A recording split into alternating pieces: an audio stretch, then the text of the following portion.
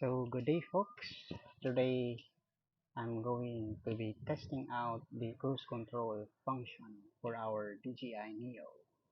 By the way, this only works with your RC entry controller and your RC2 and RC DJI RCN2. You can watch on how to from our fellow YouTube folks out there. So basically, uh, for today, I'm going to be testing out how the cruise control perform. All right. So just want to set the altitude to 80 meters so that there's there will be no problem, along the way because that's the highest or that's the reasonable height or altitude that the Neo will not end up, banging, these mountains, fields and mountains. So I guess it's pretty safe. So, and just a disclaimer, I am not a native English language speaker. I am from the Philippines. You know, well, I can say that I am a but not the literal Filipino American. But I'm just like feeling American right now. Just kidding. So there. So I just activated the cruise control by uh, pressing twice the function button on my RC entry controller that came along with the Fly More combo package. So as you can see, it's pretty much good.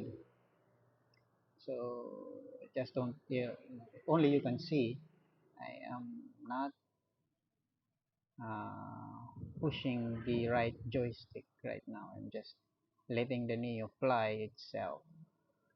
So we're gonna be heading out towards that, towards that mountain. So actually, behind, if we go further, that mountain there is a wide rice field over there. We called it Kalutan. It's since I was a kid, it is pretty much huge for rice fields. Anyways, so we're about at 350 meters, and then we maintain the altitude of 82 meters. So it's quite good.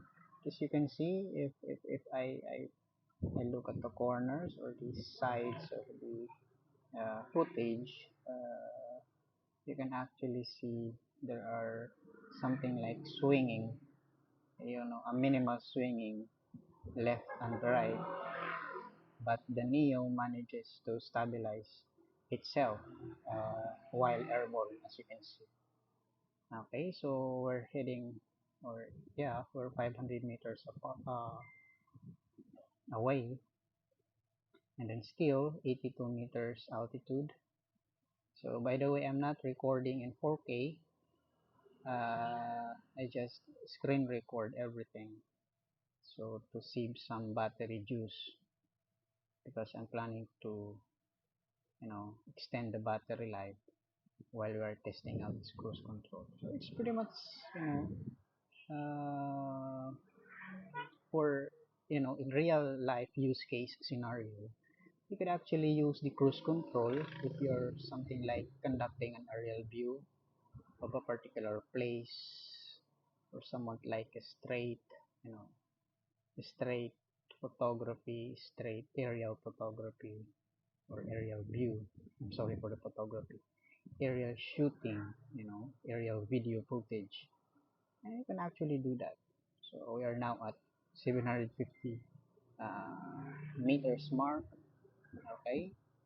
So, but just right there, when we hit or when we're about to hit this mountain, this split mountain, uh, we will initiate return to home. So We are about at 14 kilometers per hour, so quite a speed, better than walking, better than jogging, and yes, it's fast enough. So at around 4 minutes, we cover almost a kilometer. It's quite a speed, 14 kilometers per hour. Seems like you're riding a bike, with a gradual or a stable speed. Okay, so if we hit the 1,200 meters distance, we will try to initiate return to home and let Neo, you know, go home by itself. Okay, right now we are still, you know, at a cruise control mode. Okay, cruise control with the normal mode. I just don't know if the speed will relatively increase if we put the settings or the controller into speed mode. I just don't know. We'll find out next time. I just have to test it out. Okay, so we are now at 6 minute mark. We are now at 1,200, and then when we hit the 1,200, okay, cancel cruise mode, and then let's uh, let's try to rise the altitude to the max altitude limit. Okay, so we are now 1,200, 48, 50 max altitude, and then we will initiate return to home. All right, we will just pan to the right because we're against the light. It's almost sunrise. Okay, by the way, this is taken from the Philippines, Asia Pacific. Okay, so return to home. All right, so basically return to home. Well, what I can say is I can say with the return to home, been using that for quite some time now, although I don't usually use return to home automatically. I just return to home manually using the joystick. And this is gonna be, I think, the second or third time I'll gonna be using this return to home function. So basically, it's quite good. You can see the AR, the visual reality, something like that. The green guide, you know, that the Neo is uh, taking path. Okay, so we just maintain the max altitude of about 119 meters. Although, if I'm not mistaken, I have set uh, the return to home altitude to 80 meters. I guess it will only work if you are somewhat actually below that 80 meters return to home altitude. But for this time, it doesn't lower the altitude, but it automatically return to home immediately.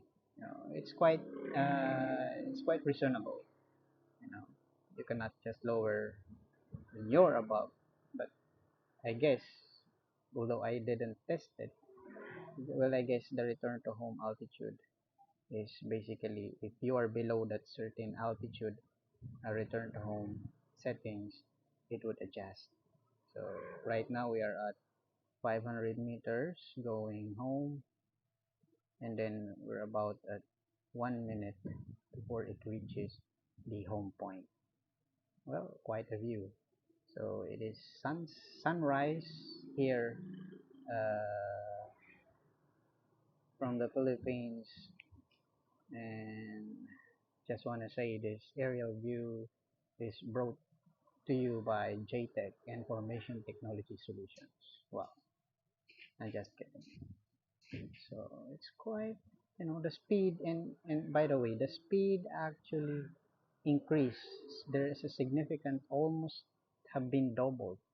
We're getting like 25 kilometers per hour, almost 10 kilometers per hour additional from the cruise control for about 14 kilometers. So that is like 11 kilometers per hour additional when performing return to home. It's quite like a speed of the speed mode from the controller. Okay, so we're actually 17, 13 with maintained altitude of 120, and then there you go. We're at the bottom. I guess it's pretty much accurate considering that we have sufficient or we have full GPS. Oh, see the birds there? All right. So maintain 32 GPS. So there's a warning there, gimbal tilt axis maximum reach. So actually Neo is trying to actually stabilize vertically, because I guess the stabilization works best for horizontal view, but for the tilted gimbal downward, yeah, the Neo could actually could hardly maintain the stability. So as you can see, there is a uh, left and right swing of the camera of the footage, but still it's pretty much accurate. So there, I have cancelled the return to home and manually control the landing. So basically we have 24% of battery left. So what I did here is I have to actually juice out the extra energy from the battery. So let's make it like airborne for a couple of minutes, or for a minute I guess. So we have 1 minute 29 seconds 28, etc. So let's make it airborne. So just to deplete the battery.